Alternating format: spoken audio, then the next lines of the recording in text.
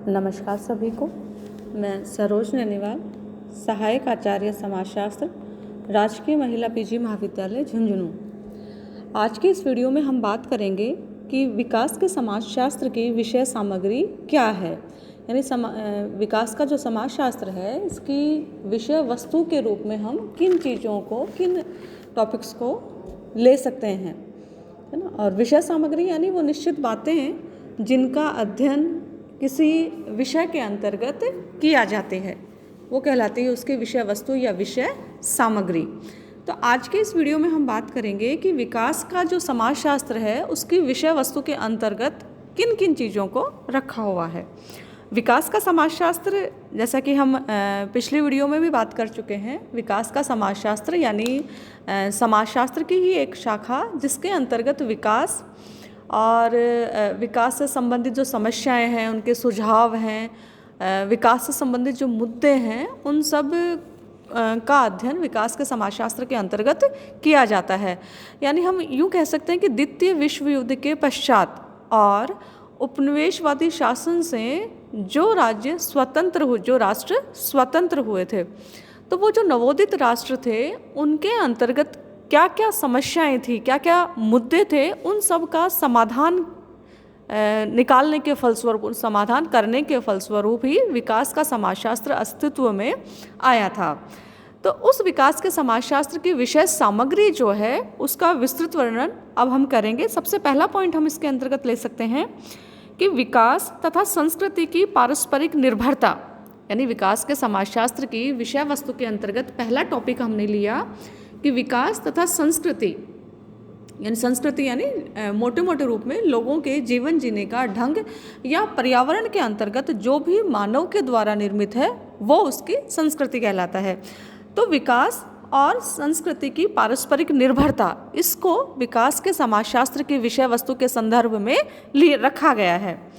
तो किसी भी समाज में विकास की दशा केवल आर्थिक विकास तक ही सीमित नहीं होती है, क्योंकि विकास का मतलब केवल आर्थिक विकास ही नहीं है, सामाजिक, सांस्कृतिक, राजनीतिक सभी प्रकार का जो विकास है ना, वो विकास के समाजशास्त्र के अंतर्गत आता है। इसलिए केवल आर्थिक विकास ही विकास नहीं है।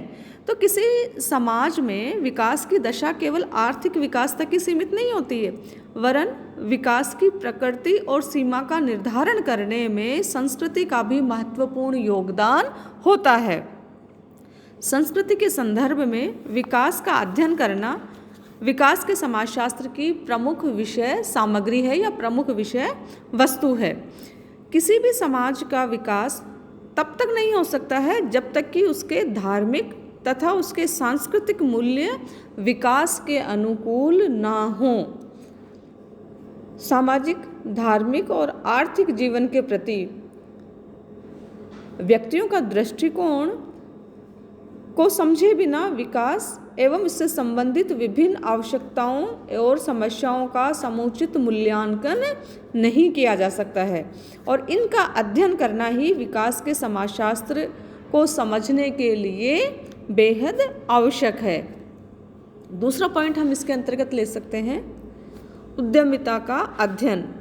यानी विकास का संबंध किससे है? उद्यमिता से है, उद्यम से है। तो विकास के समाजशास्त्र के अंतर्गत हम बात करते हैं कि जो उद्यमिता यानी लोगों के जो साहस है, और जो साहस, जो रिस्क लेने का जो साहस है, जिसको लेकर के व्यक्ति आगे कुछ अपना विकास कर सकता है, कुछ प्रगति कर सकता है, तो उसको विकास के समाजशास्त्र के विषय वस्तु के संदर्भ में रखा गया है। और यह भी ऐतिहासिक तथ्य है कि एशिया, अफ्रीका तथा लैटिन अमेरिका के बहुत सारे देश ऐसे हैं जिनके पास प्रचुर प्राकृतिक संसाधन हैं, लेकिन अपने प्रचुर प्राकृतिक संसाधनों के बाद भी ये जो देश हैं वो विकास की दौड़ में पीछे रह गए हैं या अपना विकास नहीं कर पाए हैं।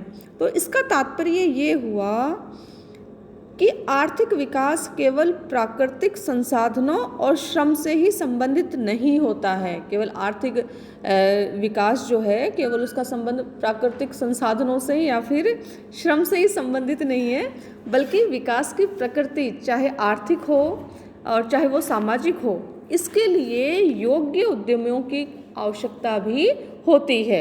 यानी योग्य उद्यमी यानी साहसी जो रिस्क लेकर के आगे कार्य करने वाले जो लोग हैं उनकी भी आवश्यकता होती है।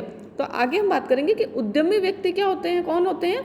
उद्यमी व्यक्ति वे होते हैं जो अपने नवाचारों तथा कौशल के द्वारा विभिन्न प्रकार के जोखिम उठाकर कुछ विशेष लक्ष्यों को प्राप्त करने का प्रयत्न करते हैं। कहने का मतलब ये है कि अगर किसी देश के पास में जो प्राकृतिक संसाधन हैं अगर वो प्रचुर मात्रा में हैं, है ना, वो प्रचुर मात्रा में हैं और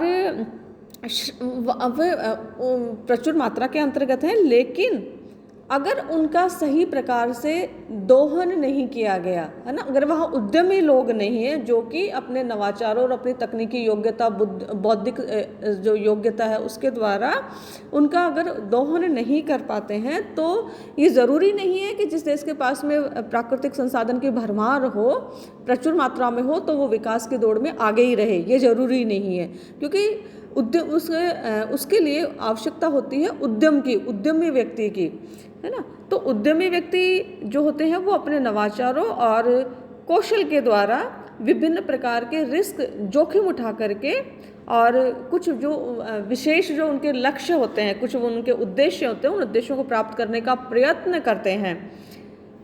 तो उद्यमिता तथा विकास के बीच किस प्रकार संतुलन स्थापित किया जा सकता है, यह चीज विकास के समाजशास्त्र की विषय सामग्री के अंतर्गत रखी गई है।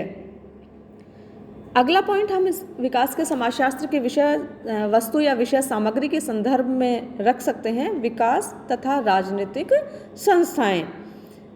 तो उन राजनीतिक संस्थाओं का अध्ययन भी विकास के समाजशास्त्र के विषय सामग्री के संदर्भ में किया जाता है, जो कि विकास से संबंधित नीतियां निर्धारित करती हैं तथा उन्हें लागू करती हैं।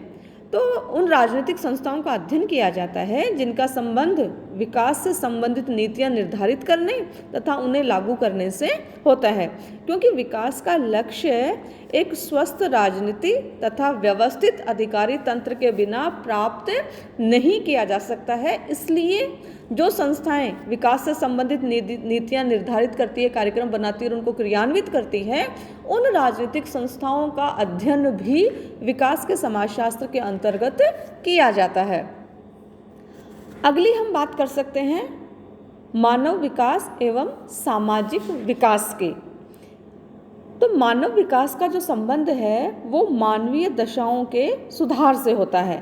ये मानव विकास का मतलब क्या हुआ कि मानव की जो जीवन दशाएं हैं, है ना, उन दशाओं में सुधार अगर होगा, उन दशाओं में अगर विकास होगा, अगर उनमें हम और अच्छी गुणवत्ता लाएंगे तो फिर मानव का विकास निश्चित रूप से होगा।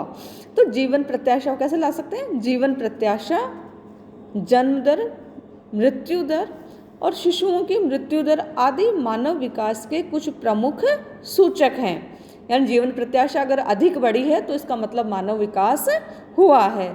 जन्म दर जो है उसको हम कह सकते हैं कि जितना अनुपात जनसंख्या का किसी देश के संदर्भ में होता है, कि कहीं जनसंख्या कुछ देश ऐसे होते हैं जो कहते हैं कि भाई हमारी जो जनसंख्या जन्म दर जो है वो बढ़ रही है और उसे हमें नियंत्रित करना है ना, तो उसके लिए बहुत सारी नीतियाँ जैसे बनाई जाती हैं।